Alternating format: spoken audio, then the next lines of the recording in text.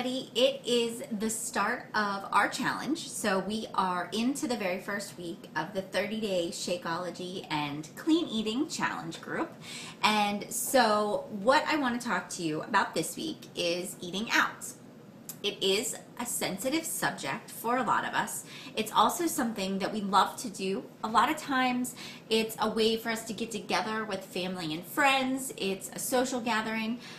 But it's also a huge stress and source of anxiety for a lot of us who are trying to make better decisions and choices about what we eat. We are surrounded by horrible, horrible menus and meal choices everywhere we go. And it's increasingly more difficult for us to find menu items that fit within our scope of healthy eating. Not necessarily even clean eating, but just healthy.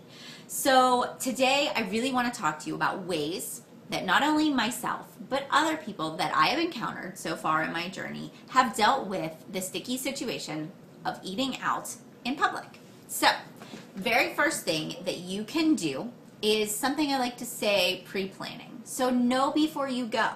Before you even go to a restaurant, you can get on your computer, get on your phone, pull up the menu, and take a look at the choices. If you're not so sure about what you should choose, then post it in the group. I would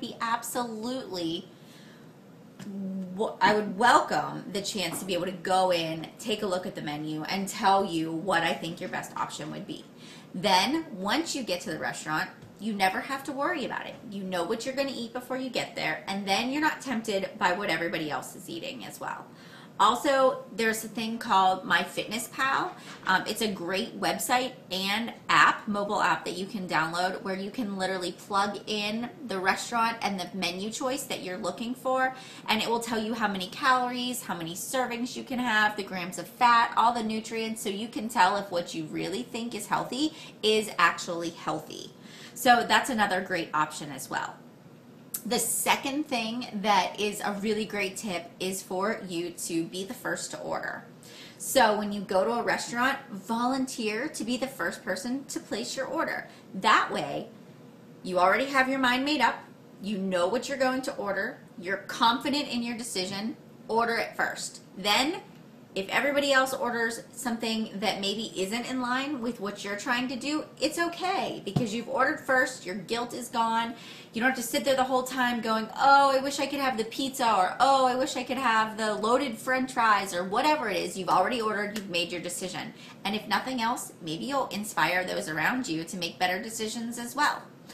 It just takes that whole having to talk yourself out of making a bad decision so much easier. The third thing is have it your way. Don't be afraid to speak up and ask for what you want. At one point when I was traveling, we went to Bob Evans' restaurant and we were having brunch, and there really wasn't a very healthy menu choice. So I asked the waitress if I could have egg whites. And I did an egg white omelet, and she was fine with that. I said I didn't want egg beaters because they offered that as well, and that has a lot of fillers and sugar and just added stuff. So I said, can you just do an egg white omelet? Can you leave out the cheese? And every single vegetable that you have, can you throw that in there? Then I said, would you mind using cooking spray instead of butter, because I'm really sensitive to that kind of stuff, and my system will respond so much better if you just use cooking spray.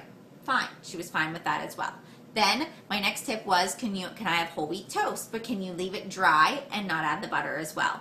And I had a fruit cup on the side. So when she brought it out, I had this amazing plate of vegetables and protein and fruit, and I was full and satisfied, and I was able to control what was given, and I spoke up. Don't be afraid to ask for your dressing on the side, or to ask for your vegetables steamed instead of steamed in butter. You know, ask them not to add extra salt, or to just bake it in chicken broth. It's okay to ask for those things, and a lot of times they will make modifications for you, but you have to be willing to speak up. And after a while, you can taste it. You can taste when something is made the wrong way, or it's made with extra butter or extra fat. You know, your taste buds start to change and you start to become more sensitive. So don't be afraid to ask. The next thing, don't be seduced by menu descriptions. A lot of times menus will say juicy and ripe and plump. And so a lot of times that stuff, it starts to trigger our saliva glands, and it makes that food seem more inviting. It triggers the brain in that response. But read past that. Is it saying that it's grilled? Is it deep fried? Is it baked? Is it sauteed? What does that mean? What does sauteed mean? Is it sauteed in extra virgin olive oil? Is it sauteed in butter? Is it deep fried in what? So you want to make sure that you're really looking at the description of the food and determining whether or not it actually is indeed healthy. If it's not, if you're not sure, don't be afraid to ask. So, stay away from snacking. That's my tip number 5. When we go into restaurants, especially Mexican restaurants, they have chips and salsa on the table. Or you go to other places and they maybe have a bowl of peanuts. Or they bring you out a bread basket before your meal comes. Those are the types of things that you want to say no to.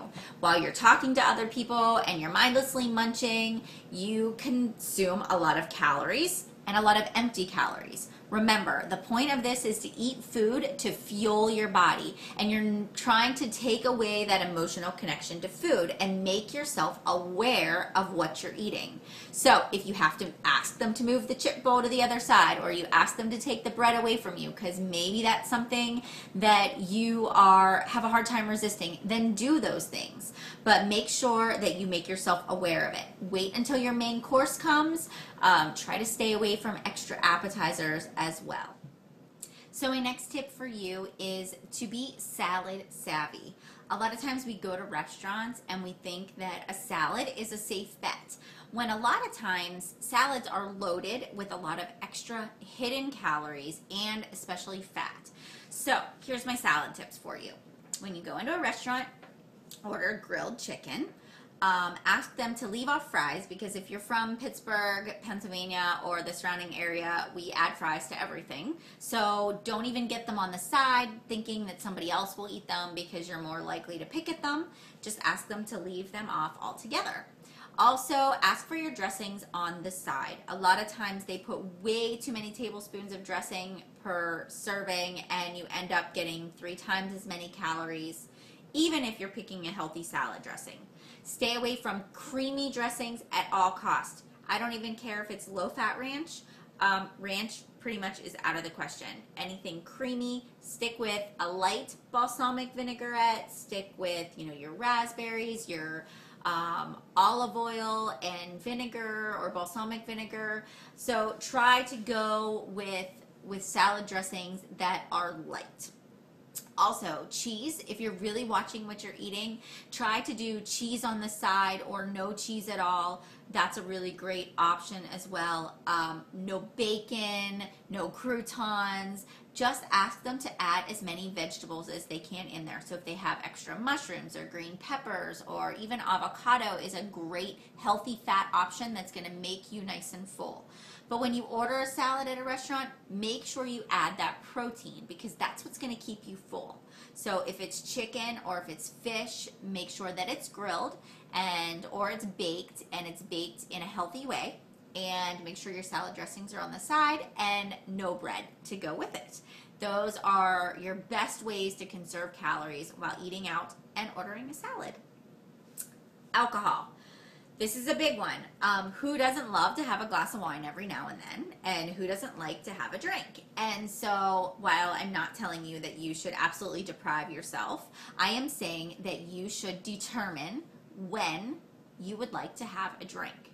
So alcohol is high in calories. Whether it's wine or beer or a mixed drink, it's all loaded with sugar, with calories that just go to your stomach and turn to fat.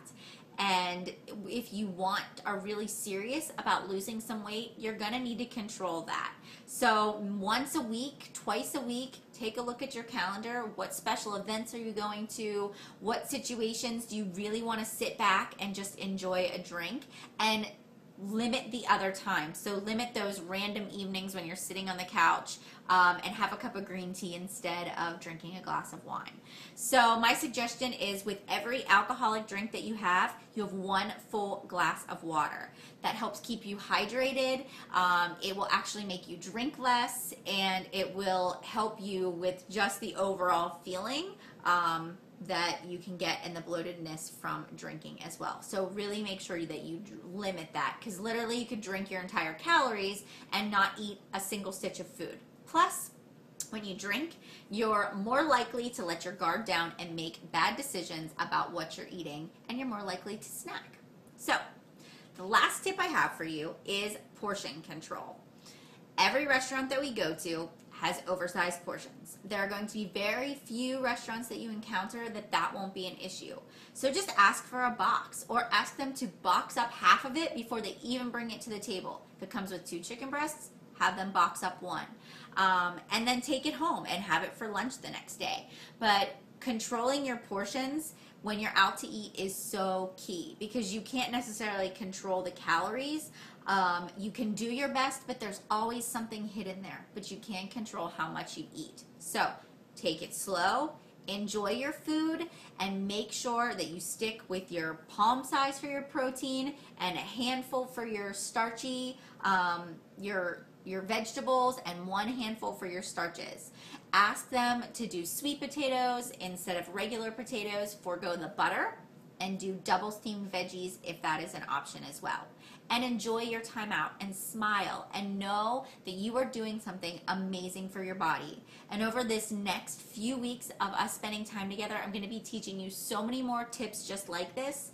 And I really hope that this made a lot of sense for you, and you're going to be able to go to a restaurant and feel so much more confident about the decisions you're making. Have a wonderful week, and I will see you in the group.